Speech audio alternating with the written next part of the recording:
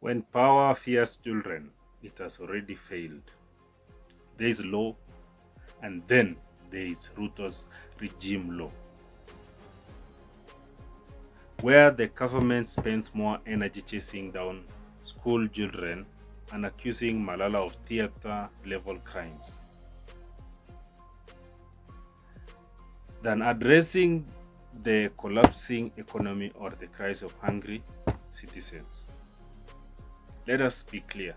When your presidency feels threatened by the students acting in school plays, when your government tear gases kids for expressing themselves, that's no longer leadership. It's cowardice wrapped in uniform.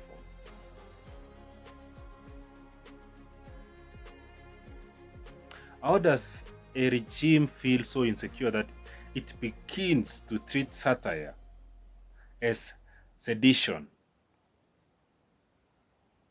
These are children who grew up reading literature like Betrayal in the City, The River Between and the Source, The River Between and the River and the Source, and the Caucasian as the power of questioning authority.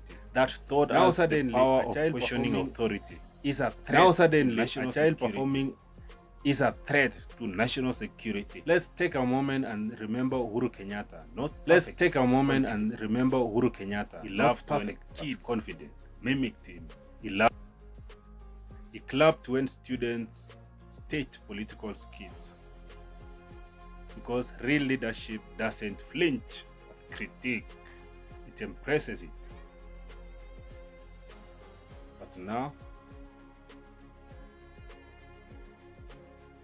we have entered a dangerous era where laughter is politicized and hurt is criminalized. To Ruto's enforcers and online cheerleaders, being questioned is not harassment. Being critiqued is not treason.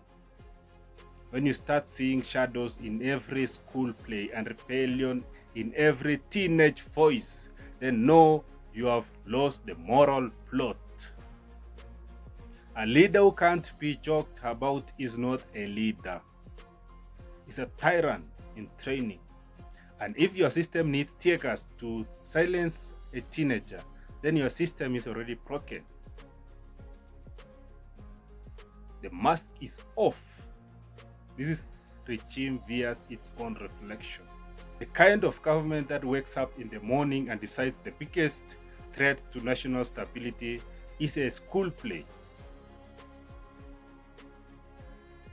William Ruto's regime is no longer just insecure, it's paranoid. When you start chasing shadows in classrooms and blaming Malala for everything, from satire to student drama, then it's not governance, it's a bad episode of Kikeu politics. Let us stop pretending like this is about discipline or national image. It's about control. It's about silencing, not just dissent, but imagination. That's the scariest part. This regime is so brittle that it's cracking under the sound of children laughing. As they unleash tear gas on innocent kids who dare to think, act, and express themselves, we are reminded a government that attacks its future has no future.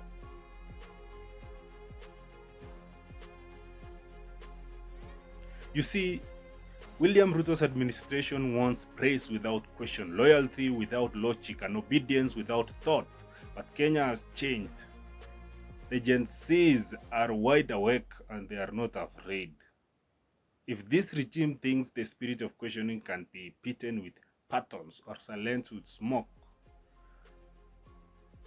then they have grossly underestimated the intelligence of the every people they claim to lead. Leadership is not about politicizing emotion and censoring creativity.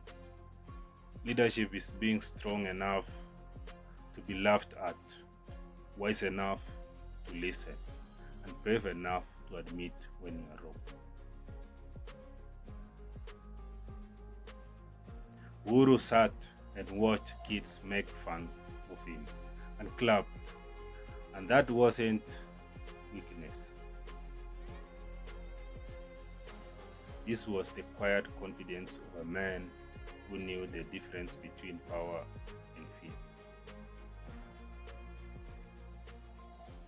But Ruto, he wants obedience, not respect, and there is a wall of difference.